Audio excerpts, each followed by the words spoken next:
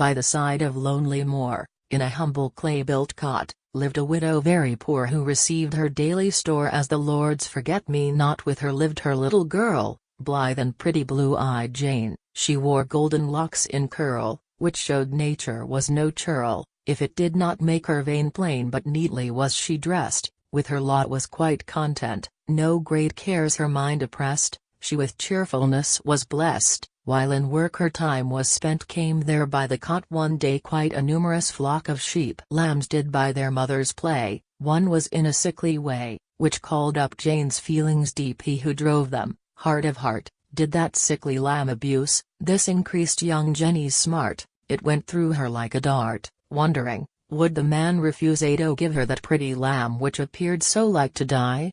Came the thought to her like balm, her distress of mind to calm. As she to the man drew nigh, when to him she made request, answered he in surly tones, she might have the little pest, for it was at very best but a heap of skin and bones.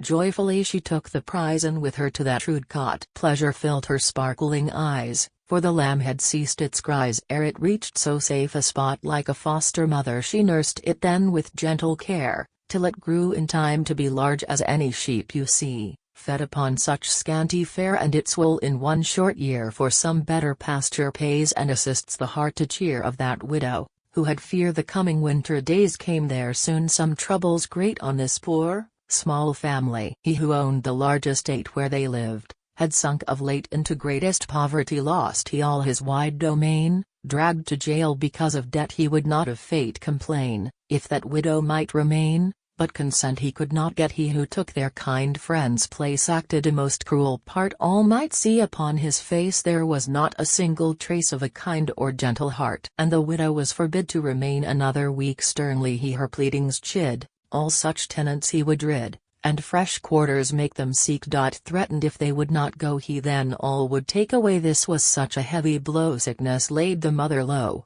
The were thus obliged to stay ere the time had quite expired. Down the angry landlord came with a man whom he had hired, liquor strong their courage fired, till they felt no sense of shame. Seized they Jenny's pretty pet, cut its throat and leave it there, then the household goods they get. Heed not how the dear ones fret when their cot was made so bare. Saw the Lord that wicked deed, did the widow's prayer avail? See you further on may read, what the Lord had just decreed in the sequel of my tale. Thunder clouds hung overhead, while those shocking acts were done, forth the lightning's arrow sped, guided there it struck them dead, ceased to beat their hearts of stone. All who heard the widow's case, those who saw sweet Jenny's tears, got for them a better place, bade them wear a cheerful face, trust in God and calm their fears. Said the widow to her Jane, saw you how your darling died? Did it of the act complain? Jesus as a lamb was slain, as a lamb was crucified. This was in the sinner's stead,